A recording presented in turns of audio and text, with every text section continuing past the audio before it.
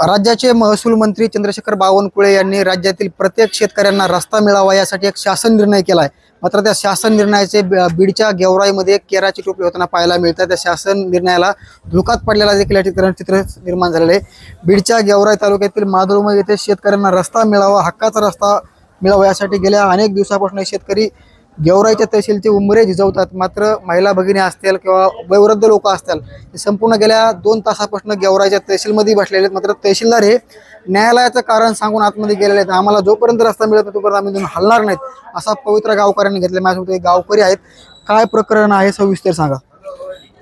आमचं शेतकऱ्यांचा जुना नगर रस्ता जो आहे पाडळसिंगीपासून नगरपर्यंतचा जो स्वातंत्र्यापूर्वीपासूनचा रस्ता आहे आणि त्या रस्त्यामध्ये काही लोकांनी त्याच्यामध्ये स्वतःच्या व्यावसायिक गोष्टीसाठी तिथं रस्ता खोदून ठेवलाय, 2 जागेवर खोदून ठेवलाय। आम्ही सर्व शेतकरी मिळून तहसीलदार साहेबांना असेल, SP साहेबांना असेल, कलेक्टर साहेबांना असेल 27 तारखेला आम्ही निवेदन दिले आणि निवेदन दिल्यानंतर आम्ही त्यांना सांगितलं की बाबा आम्हाला 3 तारखेपर्यंत तुम्ही न्याय देण्याचं काम करा, तुम्ही आमची न्याय देवता आहेत, आम्ही 3 तारखेपर्यंत तुमची वाट बघू न्यायाची। आणि न्यायाची वाट जर तुम्ही आमचा न्याय करत नसाल, तुम्ही आम्हाला न्याय देऊ शकत नसाल तर आम्ही सर्व शेतकरी आज तुमच्या तहसील समोर आत्मदहन करणार आहोत। आणि त्या आत्मदहनासाठी आम्ही सर्व शेतकरी इथं उपस्थित राहिलो आणि आदरणीय पाठीमागच्या 2 तासापासून आम्ही इथं बसलेलो आहे। तहसीलदार साहेब एकदा आले आणि आम्हाला म्हणले की आम्ही न्याय देवता आहेत, आम्ही न्याय करू, आम्ही बघू, तुम्हाला मी जर पटत नसेल तर तुम्ही तुमचा तहसीलदार बदला, तुमची दुसऱ्याकडे वर्ग करा। आणि असे उडवडीचे उत्तर देऊन आदरणीय तहसीलदार साहेब गेले। तहसीलदार साहेब म्हणले की मला वेळ द्या, वेळ दिल्यानंतर मी करतो, समोरच्याला बोलतो, हे करतो ते करतो।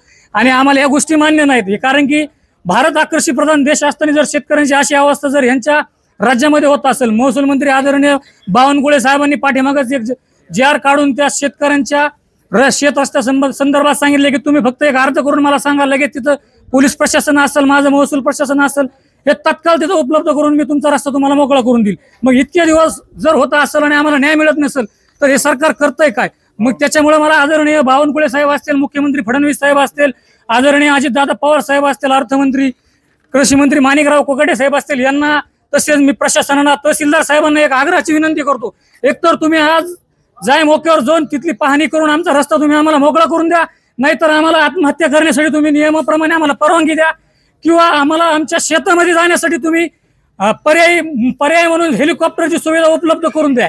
आणि आमच्या शेतामध्ये आमची जागा देऊन तिथे हेलिपॅड करतो। तुम्ही आदरणीय महसूल मंत्री बावनकुळे साहेब असतील, अजितदादा असतील, यांनी आम्हाला हेलिकॉप्टरची पर्यायी व्यवस्था करून देऊन आम्हाला आमच्या शेतामध्ये जाण्यासाठी पर्यायी रस्ता उपलब्ध करून द्या, ही आमची प्रमुख मागणी। शेतकऱ्यांच्या भावना तीव्र आहेत, काय सांगायला तुम्ही तहसील कार्यालयापाशी बसलेला आहात, नेमकी प्रमुख मागणी काय होती, तहसीलदारांनी काय उत्तर दिले?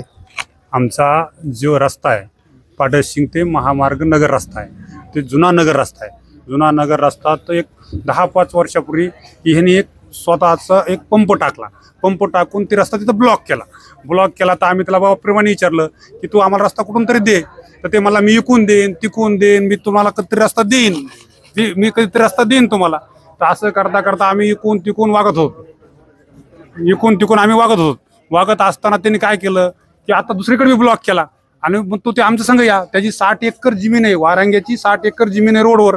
60 एकर जमीन असताना हे 33 फूट रस्ता खायचा, 33 फूटच्या पुढे एक 80 फूट जमीन शिल्लक आहे, ती 80 फूट बी खायची, म्हणजे ह्याकडे त्याकडला 5.5 एकर जमीन खायची। तर हे कसं काय? आणि जे ते सरपंच आहे गावचा, असं कसं काय? हे नेम कोणचा आहे? बावनकुळे यांनी जे स्पष्ट आदेश दिलेले आहेत, जर कोणी रस्ता अडवत असेल तर गुन्हे दाखल करून तत्काळ शेतकऱ्यांना रस्ता मोकळा करून द्या, नियमात असेल तर। मग बरोबर आहे ना, हे सरकारी रस्ता आहे, बावनकुळे साहेबांचा नियम दिलाय की बावनकुळे साहेबांनी सांगितलं की 2 दिवसात गुन्हा दाखल करून ते रस्ता रिकामा करून द्या। आणि हे प्रशासन जर आपण मागणी मागितली तर प्रशासन म्हणतंय बघू करू, कसं काय, असं कसं काय? ते सरपंच आहे म्हणून ह्यांच्यावर दबाव आहे का? आम्ही शेतकरी म्हणून दबाव नाही का? असं कसं काय? आणि बावनकुळे साहेबाचं एवढं मुख्य म्हणजे ते महसूल अधिकारी मंत्र्याचा जर त्याला प्रभाव पडत नसेल तर त्यांनी म्हणले कशाला? बावनकुळे साहेबांनी यांना निकाल दिला कशाला की असं करा म्हणून? कसं काय सांगितलं? काय मागणी?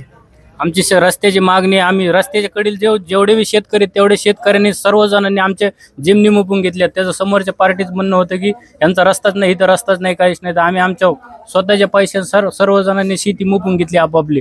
तर ते कागद ज्यावेळेस आम्ही सीट दाखिल्यानंतर समोरचं म्हणतोय 10 रुपयाला कागद आहे म्हणले, माझं कुणी काय वाकडं करू शकत नाही. मग हे JR कशासाठी म्हणले बावनकुळे साहेबाचे, एक JRचा काहीच फायदा नाही शेतकऱ्याला फायदा झाला पाहिजे या गोष्टीचा. तहसीलदार साहेब आमची कोणती गोष्ट ऐकून घेत नाहीत. भावना तीव्र आहेत. माझ्यासोबत आजी आहेत. नेमकी आजी, तुमचं नाव काय आहे? सीताबाई. कशासाठी म्हटलं तुम्ही इथे? रस्त्यासाठी. रस्ता नाही. हा, शेताला रस्ताच नाही ना.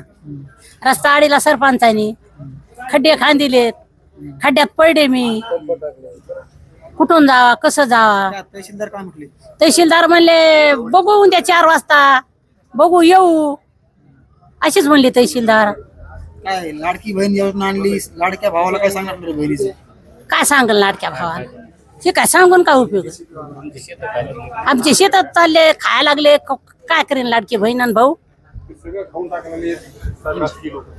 नक्कीच माझ्यासोबत काही आणखी शेतकरी आहेत.